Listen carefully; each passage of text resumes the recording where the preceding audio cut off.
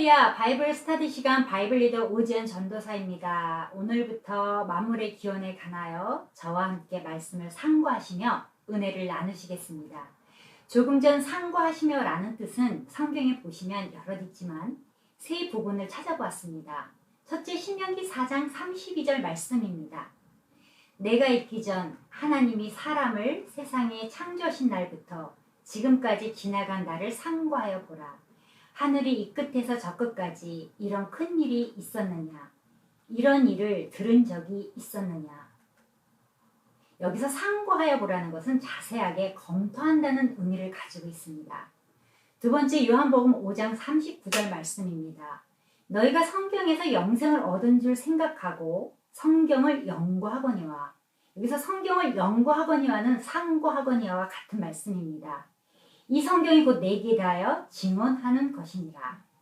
세 번째, 사도행전 17장 11절 말씀입니다.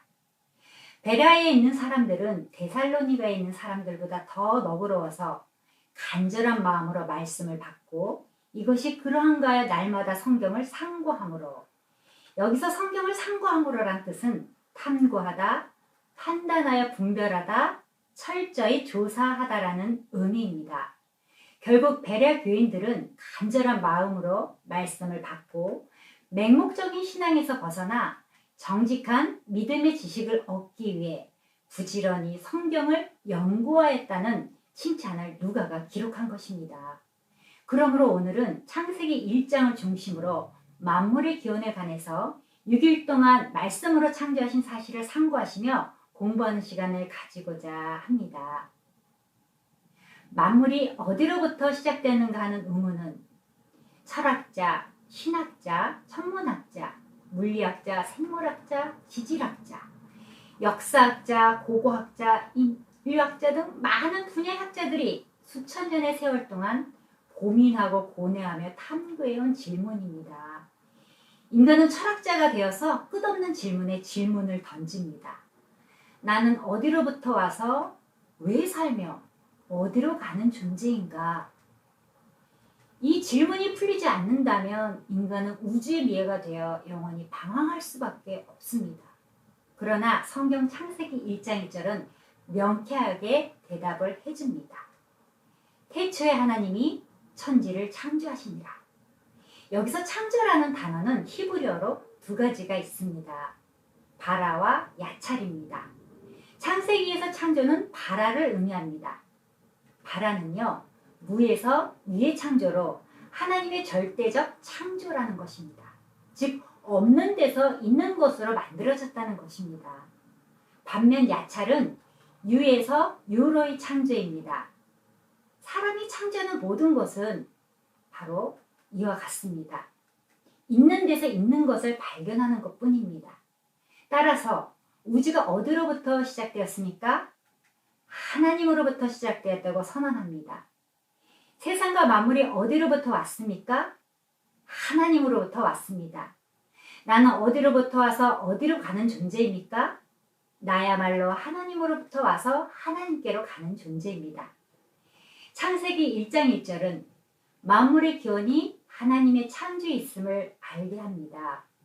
이것은 고대로부터 인간이 가장 궁금했던 것으로 성경의 66권 중 첫 장 첫 구절에 쓰인 의도임을 아셔야 합니다. 모세가 창세기를 기록한 목적도 이 메시지를 전할 때쯤 이방 세계에서는 우주 창조에 대한 다양한 견해가 있었습니다. 지금까지도 그렇지만 종족마다 많은 신이 있어 그 신들에 의해 이 우주가 만들어졌다고 믿어왔습니다.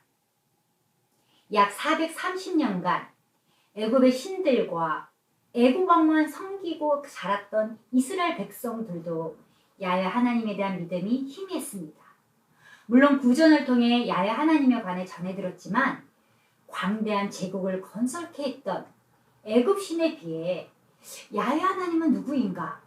그가 만약 전능한 신이라면 어찌하여 우리를 노예로 수백 년간을 무관심하게 내버려 두었단 말인가? 라고 생각했습니다. 그래서 광야 생활을 하는 이스라엘 백성들에게, 아직은 야훼 하나님에 대한 개념이 미숙한 백성들에게 모세는 태초에 하나님이 천지를 창조하시니라는 야훼 하나님이 만물을 창조했다고 선언하면서 오직 하나님만이 우주의 창조자이심을 뚜렷이 보여주고 있습니다. 따라서 창세기 1장 1절은 많은 신이 있다는 다신론을 배격하고 신은 전혀 존재하지 않는다는 무신론을 배격하면서 오직 야훼만이 유일한 하나님이심을 말하고 있습니다. 그러면 창세기 태초란 언제를 말하는가요? 온 우주에는 아무것도 존재하지 않았던 때가 있었습니다. 하나님은 그 태초 이전에 이미 영원히 스스로 계시는 분이라고 성경은 말하고 있지만 창세기에서 태초란 히브리어로 베레시트라고 합니다.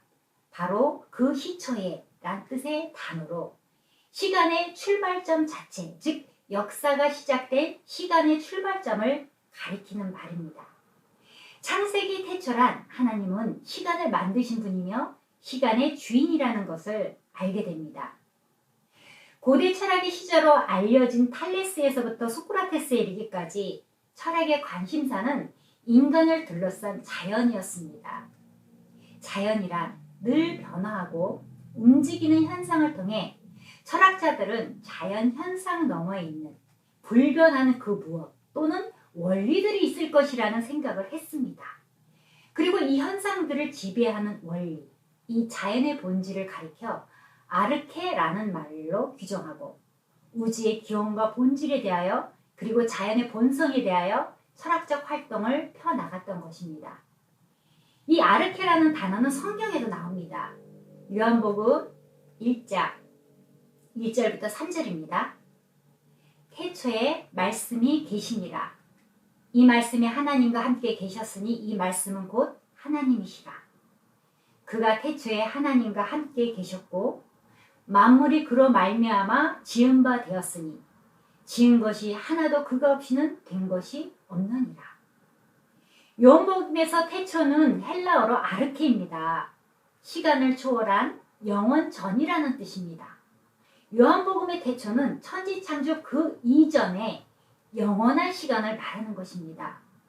태초에 말씀이 계셨습니다. 여기 말씀이란 헬라어로 로고스라고 하는데요. 태초에 이 말씀이 하나님과 함께 계셨고 이 말씀이 곧 하나님이시고 이 말씀으로 온 세상을 창조하셨다는 것입니다.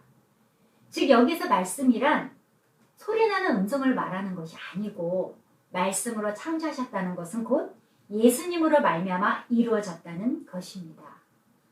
골로새서 1장 16절을 보시면 만물이 그에게서 창조되되 하늘과 땅에서 보이는 것들과 보이지 않는 것들과 보좌들이나 주관자들이나 정사들이나 권세자들이나 만물이 다 그로 말미암고 그를 위하여 창조되었고 또한 그가 만물보다 먼저 계시고 만물이 그와 함께 선언이라고 말하고 있습니다. 하나님이 이 우주를 창조하실 때 시간을 만드실 그때에 예수님이 거기 계셨다는 것입니다. 이 천지창조의 원리는 예수님을 영접하셔야 이해할 수 있습니다. 예수님을 믿고 예수님을 만나야 합니다. 예수님 안에 계신 그 창조의 하나님, 우주를 만드시고 신묘막측하게 나를 지으신 그 하나님의 오묘한 신비 가운데로 우리가 들어가는 것입니다. 예수 그리스도를 영접하세요. 그때 이 놀라운 일들을 경험하게 될 것입니다. 그러면 창조 당시의 상황은 어땠나요? 창세기 2장 2절입니다. 땅이 혼돈하고 공허하며 흑암이 깊음 위에 있고 하나님의 영은 수면에 운행하시니라. 여기서 혼돈이란 어떤 틀이 갖추어져 있지 않은 상태를 말합니다. 혼돈은 곧 절망과 같고 자포자기한 것과 같습니다. 공허란 틀에 채워져야 할 내용이 없다는 말입니다. 또한 흑암이 깊음 위에 있고란 땅도 흑암에 쌓여 있고 물도 덮여 있어서 인간이 거주할 수 없는 즉 물속이고 물밖이고 온통 암흑투성이었습니다. 이런 상태를 깊음으로 표현한 것입니다. 그런데 하나님의 영은 수면에 운행하시니라 말씀하고 있습니다. 여기서 하나님의 영 혹은 다른 성경에는 하나님의 신이라고 기록되어 있습니다. 구약 성경에서 하나님의 영, 하나님의 신은 성령을 가리킵니다. 또한 운행하신이라는 히브리어 원뜻은 알을 품다는 뜻입니다. 따라서 이 말은 어미새가 새 생명의 탄생을 열망하며 알을 소중히 감싸 안는 것처럼 깊은 관심과 사랑으로 운행하심으로 소중하게 돌보심을 의미합니다. 성경을 공부하면 창조 이전과 이후의 변화가 있습니다. 혼돈은 질서로 변화시킵니다. 공허를 충만으로 변화시킵니다. 흑암의 광명한 빛으로 비추어 주십니다.